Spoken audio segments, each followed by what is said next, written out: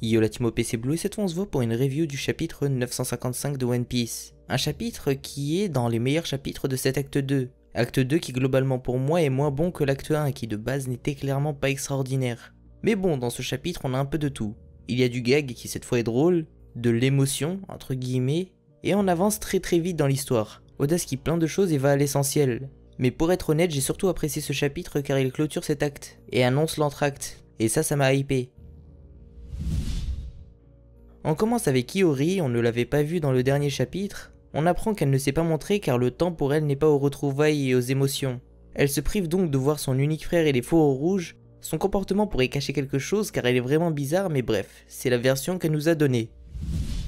Par la suite on retourne à Amigasa. Kawamatsu explique aux personnages présents, à savoir les Fauves Rouges et Momonosuke, qui étaient tous inquiets pour Iori, qu'elle est en vie. Et il leur dit qu'il l'a laissée en lieu sûr, sans dévoiler le lieu. Après va-t-elle y rester? C'est pas sûr. C'est un acteur important de cet arc, elle a certainement un rôle à jouer. De plus, Orochi à la fin du chapitre apprend qu'elle est au cimetière de Ringo, donc il va sûrement envoyer des gens pour la chercher. Momonosuke exprime toute sa gratitude envers Zoro, pour l'avoir sauvée et l'avoir protégée lorsqu'elle était en danger. Sanji est vraiment sur les nerfs lorsqu'il se rappelle de cette fille, et de la scène où Zoro la protège. Dès qu'il a fait le rapprochement entre cette scène et Iori, il a changé d'attitude envers Momo, pour se faire bien voir. Et Zoro lui a dit d'arrêter de lécher ses bottes, cette scène était plutôt drôle je trouve. Itetsu arrive et explique que les préparatifs sont faits. Kiku en profite pour lui rendre le Nindai Kitetsu qu'elle a récupéré. On en apprend plus sur Itetsu qui se présente enfin. Il nous dit que la personne qui l'attendait depuis tout ce temps était l'héritier du clan Kuzuki. Enfin, les héritiers, Iori et Momonosuke. Et ça pour leur rendre les sabres de leur père. Bon, malgré le fait qu'on ait appris qu'Oden utilise le style à deux sabres, il y a à mes yeux moyen que ces deux sabres ne lui aient pas toujours appartenu. Pourquoi ? Eh bien parce qu'on a vu, comme je l'ai dit dans la dernière review, Oden avait qu'un seul sabre au moment de sa présentation, ou lorsqu'il affrontait Shutenmaru. Il utilisait Enma, c'est une certitude. Mais peut-être qu'il associait à cette lame par moment un autre sabre qui nous serait inconnu. Pourquoi pas un autre sabre du forgeron Shimosuke Kozaburo? Les sabres de ce forgeron, selon les dires d'Itetsu, facilitent la maîtrise d'Enma. Si sa deuxième lame n'est pas Ame no Habakiri, qui a été fabriquée par Itetsu, ça implique pour moi que cette lame ait appartenu au grand-père de Momonosuke, l'ancien shogun, qu'Oden aurait récupéré après sa mort. Bref, il explique que celle que Momo va récupérer, Ame no Habakiri, est capable de diviser les cieux. Et ça m'a fait penser à ma théorie que j'avais fait sur l'éveil d'Eva, où je dresse une analyse des sabres, je vous mettrai bien sûr la vidéo en description, et dans cette vidéo j'ai parlé un moment d'un sabre qui pouvait trancher les cieux, et à cette époque-là j'avais pensé à Shanks avec sa lame griffon, mais finalement il pourrait s'agir de celle-là, de ce sabre, Ame no Habakiri, vu la description qu'en a fait Itetsu, lorsqu'il a dit qu'elle était capable de diviser les cieux. Bref. Celle-là et celle que Zoro a récupérée font partie des 21 grandes lames, des 21 Owasamono. Et même dans cette catégorie, celle que Zoro a récupérée a l'air d'avoir une place particulière, en tout cas sur Wano, vu que ce sabre a la particularité de s'être fait dompter par une seule personne. Après, ça ne veut pas dire que c'est le Owasamono le plus puissant, il est possible que d'autres sabres partagent cette même caractéristique, mais en tout cas, celui-ci a l'air de faire partie des Owasamono les plus puissants, vu les capacités qu'il confère. Zoro utilise par la suite cette lame et nous fait une démonstration. Il tranche une falaise, enfin, un bout de falaise. Et ça grâce au Ryu. On apprend que cette lame permet de libérer le Ryu du porteur du sabre. Ça permet à Oda de ne pas perdre de temps à essayer de faire qu'il maîtrise le Ryu comme Luffy. Cet objet permet à Zoro de le faire directement. Il permet à Oda de booster les attaques de Zoro sans que celui-ci ait à s'entraîner pour ça. En revanche, il doit quand même s'entraîner 2 jours pour s'adapter à cette lame, car elle a une contrepartie. Elle a l'air d'aspirer l'énergie du sabreur. Bref, maintenant que Zoro a ce gain de puissance, il s'entraîne pour s'habituer à ce sabre, à cette force, à cette puissance qui est nouvelle, à ce sabre qui lui offre un gros gain de puissance, un power-up. Oui, ce sabre fait office de power-up, et power-up c'est pas un gros mot, c'est un gain de puissance, une augmentation de sa puissance. Ce power-up passe par un objet, par une lame, Oda la donne à Zoro pour que celui-ci puisse combattre et avoir un niveau nécessaire pour ce qui va arriver dans cet acte, enfin dans cet arc. Si Zoro était suffisamment puissant pour ce qui allait arriver, Oda n'aurait jamais fait ça. Ça détruit certains mythes sur Zoro et personnellement je trouve ça cool. Ce power-up de Zoro avec ce sabre est comme le power-up de Sanji avec son Red Suite. À travers ces deux power-up, Oda nous avoue entre guillemets que ces deux personnages ne cachaient pas une grande puissance, et qu'ils commençaient à atteindre les limites de leur entraînement, limites qu'ils dépassent grâce à ces power-up. Les entraînements n'ont pas été inutiles bien sûr, mais ils n'étaient pas suffisants pour ce qui va arriver, que ce soit pour Zoro ou pour Sanji. C'est exactement le même cas de figure pour le même arc. Maintenant à eux de maîtriser ce power-up et de l'adapter à leur style de combat. Bref, on avance dans le temps, au 3e jour avant l'attaque. À Amigasa, Robin explique qu'il y a environ 20 000 personnes qui comptent dans les forces de Kaido, et 10 000 dans les forces du Shogun. Ces chiffres paraissent impressionnants, mais il faut relativiser. Dans ce nombre, il y a une grande partie de gifters et de pléasures, et de samouraïs, qui n'ont pas l'air très futés et puissants vu comment ils ont géré la crise de la capitale et d'Udon. C'est clairement des randoms.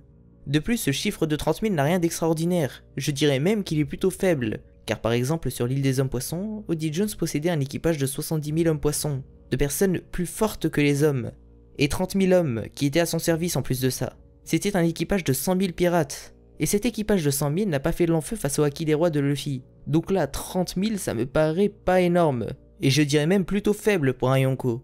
Ce qui est flippant c'est pas le nombre de figurants, mais les grosses têtes qui composent cet équipage, et cette alliance. Le groupe de Kinemon fait le point sur leurs contraintes, ils savent qu'ils sont désavantagés à tous les niveaux, et en plus de ça ils ne sont toujours pas au courant pour Big Mom. Ils sont optimistes malgré tout, mais vont-ils le rester? Je ne sais pas. Ils dressent un premier bilan qui est qu'ils ont à peu près 4000 hommes pour lutter contre les 30 000 qui composent les forces de Kaido et du Shogun, sans compter l'équipage de Big Mom. Mais dans le groupe de Kinemon, il y a aussi des personnages puissants comme Shutenmaru ou Inuarashi, ou encore Luffy, Zoro et Sanji. Pour moi c'est relativement équilibré étant donné que les forces de la marine ou Teach vont sûrement venir. Dans ce chapitre il y a une phase d'entraînement avec Luffy qui tente de maîtriser le Ryo et Zoro qui s'entraîne avec son nouveau sabre. Un entraînement de 2 jours ça ne va pas faire des miracles, mais au moins il pourra s'adapter à ce sabre. On refait un bond dans ce chapitre, 2 jours avant l'attaque, Luffy, Tama, Chopper et tout arrivent à Amigasa. On les revoit le lendemain discuter avec le groupe de Kinemon, au moment où les fourreaux rouges se mettent en marche pour arriver en avance. Kinemon dit à Luffy qu'ils se rencontreront au port d'Itachi. Ils partent à la veille de l'attaque en avance. Mais tout ne va certainement pas se passer comme prévu, c'est une certitude. Ce groupe peut clairement subir des dégâts, mais ne disparaîtra pas totalement vu les personnages qui le composent. Possible que certains d'entre eux soient capturés.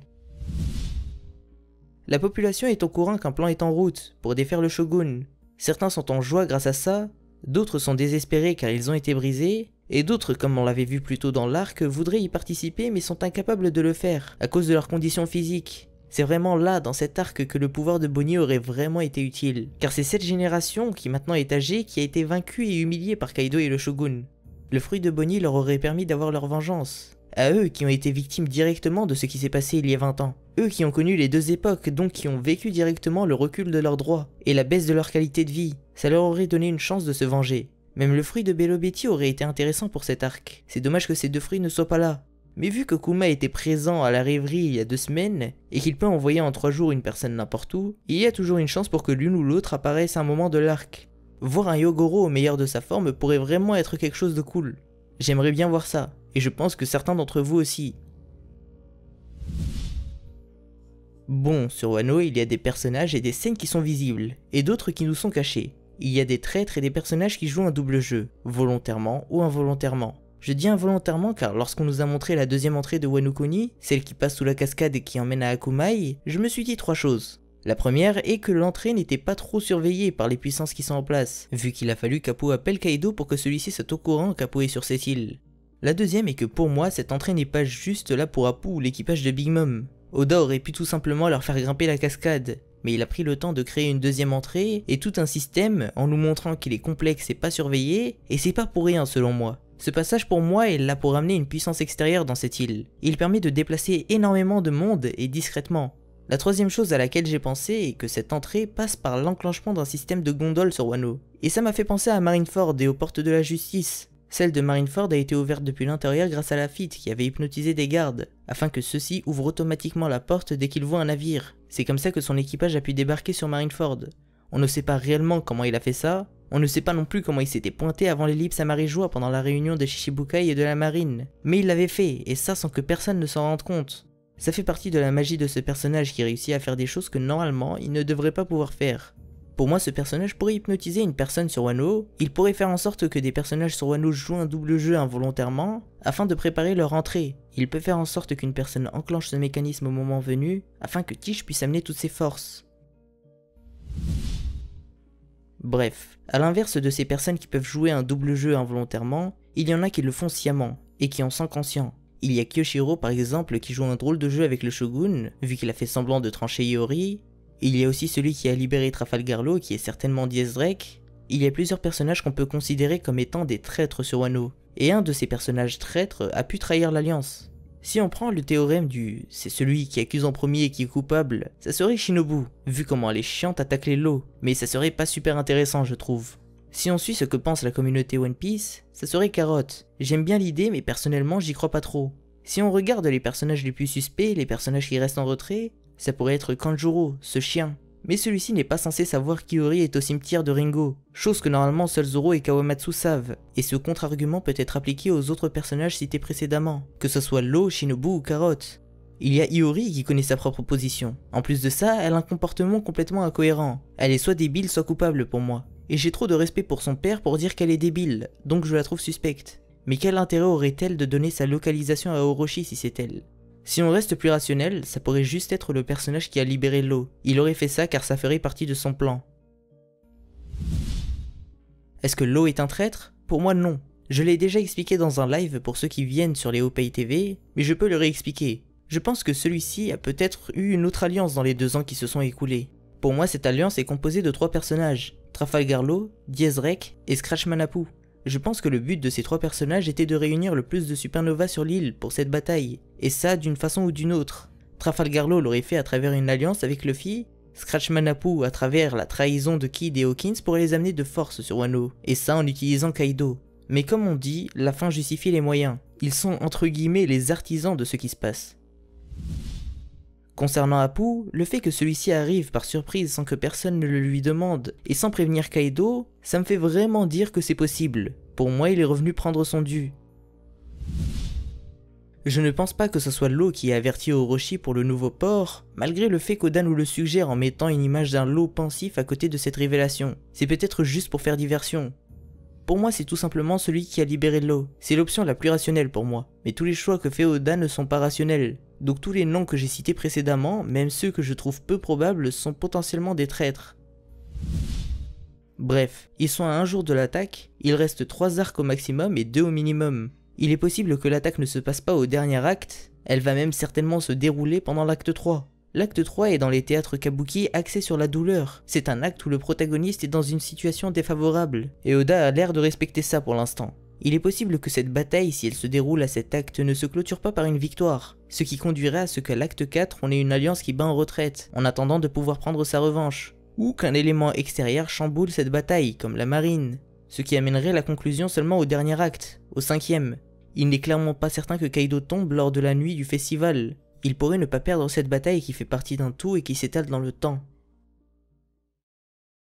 Voilà, cette vidéo est terminée, j'espère qu'elle t'aura plu. Merci à vous d'avoir regardé jusqu'à la fin, n'hésitez pas à nous rejoindre le mardi soir pour les Opei TV, on parle de manga, de One Piece et de plein d'autres choses. N'oubliez pas de commenter pour me dire ce que vous en avez pensé, de liker si ça vous a plu et de vous abonner.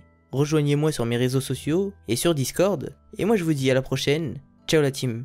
Et n'oubliez pas, le One Piece existe.